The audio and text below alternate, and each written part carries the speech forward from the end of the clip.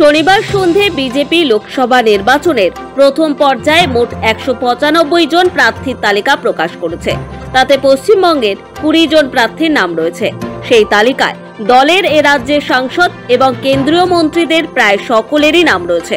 অথচ প্রকাশিত প্রথম তালিকায় বিজেপির মেদিনীপুরের সাংসদ দিলীপ ঘোষের নাম নেই। স্বাভাবিকভাবেই কৌতূহল তৈরি হয়েছে রাজনৈতিক মহলে।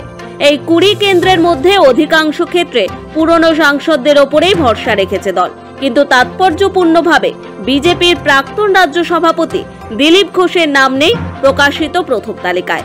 এই কৌতূহল আরো বেড়েছে কারণ শুক্রবার আরামবাগে বা শনিবার কৃষ্ণনগরে প্রধানমন্ত্রী নরেন্দ্র মোদীর সভায় দিলীপ ঘোষকে দেখা যায়নি। সন্দেশখালীর আন্দোলনেও দলের তরফে তাকে রাখা হয়নি।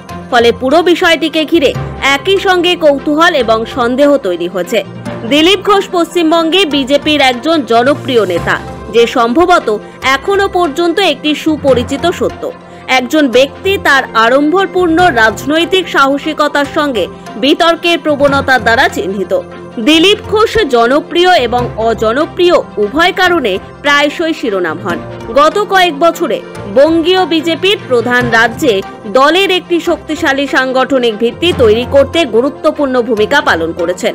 প্রকাশিত প্রার্থী তালিকায় রাজ্যের 3 জন কেন্দ্রীয় প্রতিমন্ত্রী নিশীথ প্রামাণিক, শান্তনু ঠাকুর, সুভাষ সরকারের নাম থাকলেও আর এক কেন্দ্রীয় প্রতিমন্ত্রী তথা আলিপুরদুয়ারের সাংসদ জন বার্লার নাম নেই।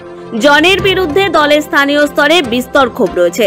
সেখানে জনের পরিবর্তে দল এবারে প্রার্থী করেছে দলের জেলা সভাপতি তথা বিধানসভায় দলের মুখ্য সচেতক মনোজ টিগ্গাকে।